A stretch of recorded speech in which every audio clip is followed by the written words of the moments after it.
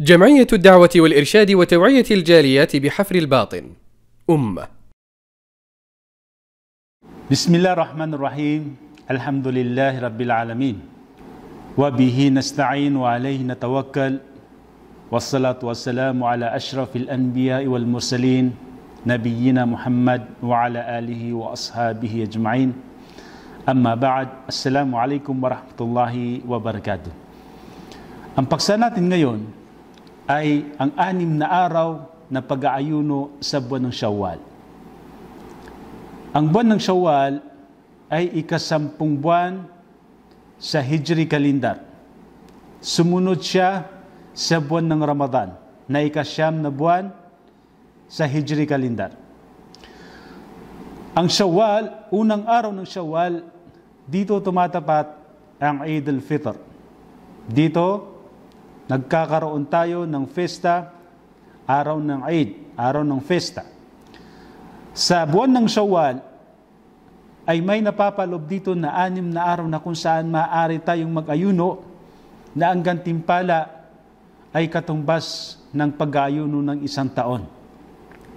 Sinabi ni Propeta Muhammad sallallahu alaihi wasallam, "Man sama Ramadan thumma atba'ahu 6 min Shawwal kana kasiyamid dahr."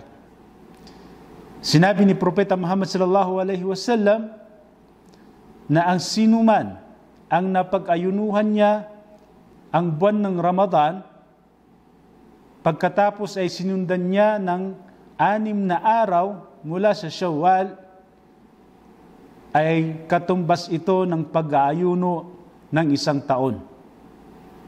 So malaking gantimpala, mga kapatid, ang napapaloob sa pag-aayuno sa buwan ng Shawwal. Kaya naman, sa pag-aayuno na ito, ay maaaring mag-ayuno tayo ng 6 na araw na sunod-sunod. Halimbawa, 2 araw na sunod-sunod o 6 na araw na sunod-sunod. At maaari din na gawin natin itong maghihiwalay o gawin natin itong alternate. 1 araw mag-fasting ka, kinabukasan hindi, sa susunod na araw mag-fasting.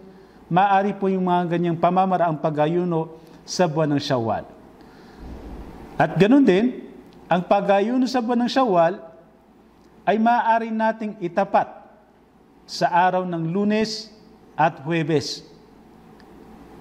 Sa araw na ito, makakamit din natin ang biyaya o ang gantimpala ng pag-aayuno sa araw ng Lunes at sa Huwebes.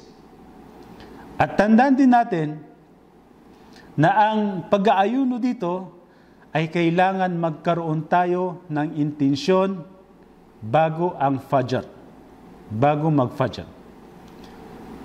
Kabilang din sa mga katanungan dito, mga kapatid, ay sa mga hindi nila nakumpleto ang pag-aayuno nila sa buwan ng Ramadan.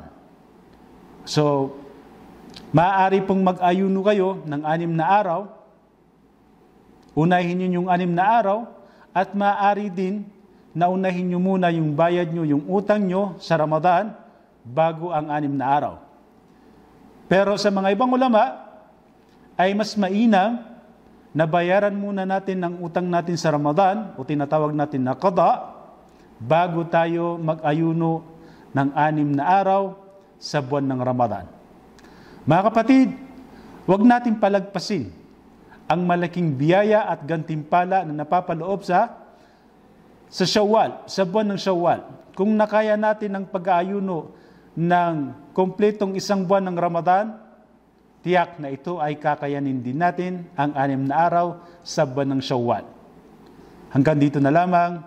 Wassallallahu ala nabiyyina wa ala alihi wa sahbihi ajma'in. Assalamualaikum warahmatullahi wabarakatuh.